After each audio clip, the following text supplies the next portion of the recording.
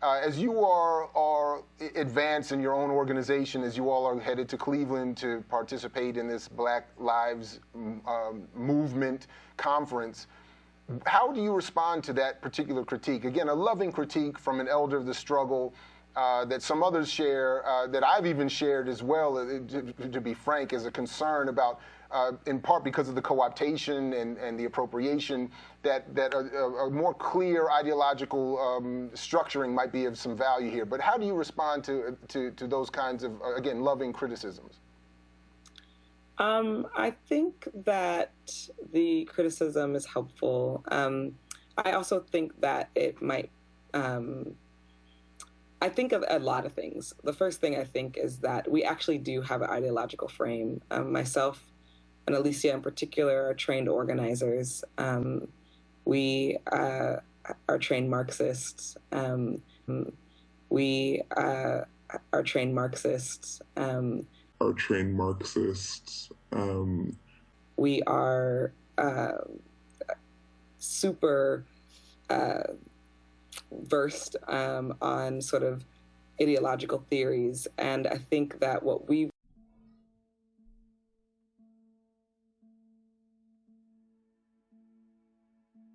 What is a virus?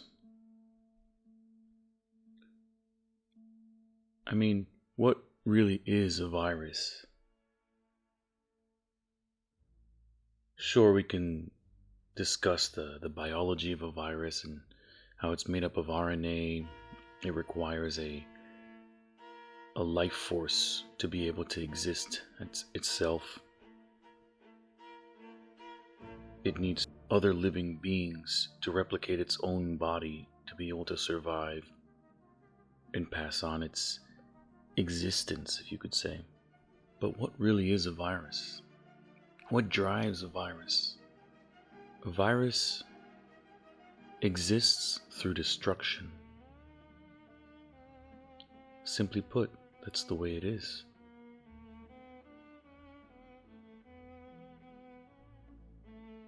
It exists as a parasitic entity that absorbs all the life force around it simply to survive and exist. Now, of course, there's other parasitic beings which do the same thing.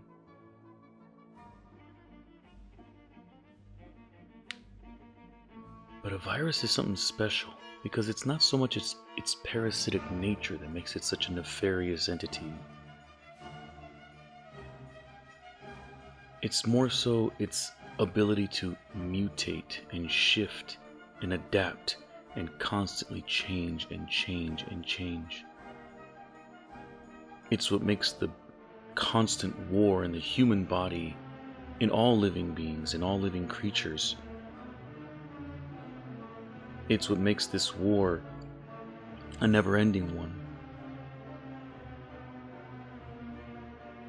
With the bacteria, we know exactly how it's going to attack us. And eventually it could mutate, but it's not so simple. Amoebas, fungi, move up the animal kingdom. We know how these animals will attack us, and so we can set protections and barriers in place to protect us. But with a virus, the key feature that makes it so seditious and lethal is the fact that it is constantly mutating, and so it's damn near impossible to detect, at least before the advent of modern medicine. And even with the existence of modern medicine, the virus as an entire entity still eludes mankind. It is in that vein that I say that progressivism and leftism, it's like a virus. Sure, there's many political ideologies and social ideologies which seek to destroy what is in existence in an effort to bring about their vision for the world. but it's the progressive ideology. That's the one that just shifts with the currents. And it doesn't do so because of its compromising nature, no. It doesn't examine a situation and say,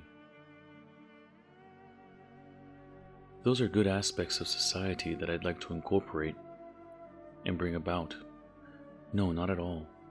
It's intentionally shifting by design simply to ensure its survival and its ability to be protected from detection until it's far too late. Progressivism is like HIV, AIDS. It infects the body, it adapts, and it hides. And only decades later do you realize, what is a virus? Well, I've just given you two definitions. You decide.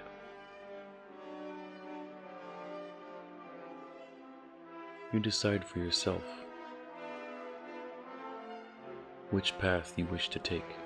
Do you accept the will of the progressive virus? Or do you stand up and fight? Do you stand up and say, this is a virus, and I will not accept its existence within my society?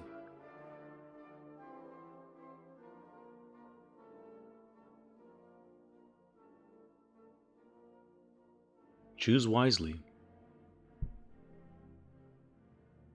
Because once the virus has completely taken over, there is no cure.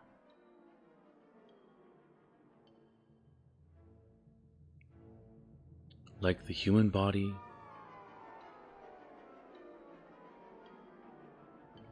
this experiment of a democratic republic or a constitutional republic, or as some people inaccurately call it, a democracy, this experiment will die.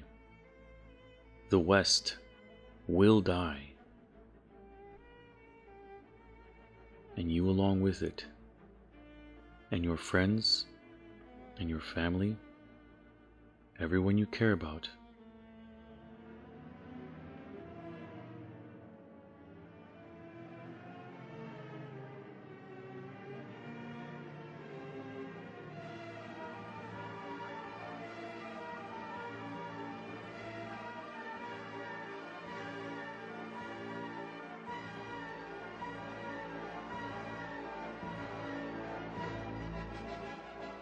They will be relegated to a future akin to an Orwellian nightmare, simply so that the elites who use the progressive ideology to their advantage are able to continue to capitalize on yours and your offspring's inability to detect the constant mutating nature of the progressive virus.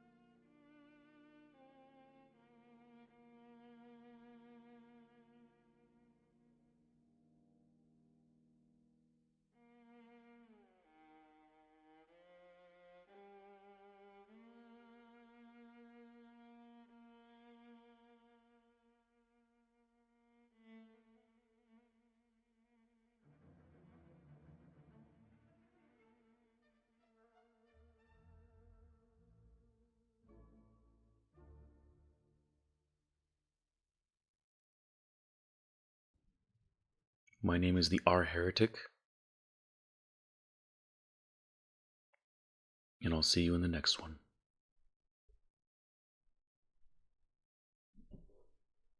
We don't necessarily want to be the vanguard of this movement. I think we've tried to put out a political frame that's about centering who we think are the most vulnerable amongst the Black community to really fight for all of our lives. And I do think that we have some clear direction around where we want to take this movement. I don't believe it's going to fizzle out. It just gets stronger, and we see it, right? We've seen it after Sandra Bland. We're seeing it now with the interruption of the Netroots Nation Presidential Forum.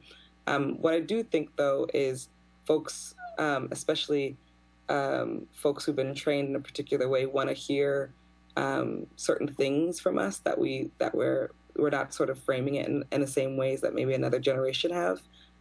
But I think it's important that people know that we are the Black Lives Matter movement doesn't just live online. Although there's many people who utilize it online, we're in a different set of circumstances, a different generation that social media may feel like it's diluting the larger ideological frame, but I argue that it's not. Could you say a word or two about how you conceive the term Black and what you mean when you say Black Lives Matter? Black to me is both about a race that's been constructed, but it's also a political statement. It's a political framework. And I think it's important as we're building out this movement for Black liberation that we in the Black Lives Matter movement allow for necessary debate to come up around how we use the term and who's using the term and when it's used, and why it's an important point to sort of build people together. And I think it's specifically important when it comes to how the U.S. is very clever at turning other groups white, right, and making them white. And we've seen that throughout history when groups were not white, and when the white power structure was threatened, they figured out a way to make groups white. And I think as we move forward, we have to figure out political alignments that hold Blackness as a broader framework than just sort of the skin we're in, but as a political statement. Patrisse Cullors, thank you very much for joining us in this segment of I Mix What I Like for the Real News Network. Thank you. And thank you all for joining us here as well. And for all involved, I'm Jared Ball here in Baltimore. And as always, as Fred Hampton used to say, to you we say peace if you're willing to fight for it. Peace, everybody, catch you in a whirlwind. And as of course, as we just covered, Black lives do matter. Peace, everybody.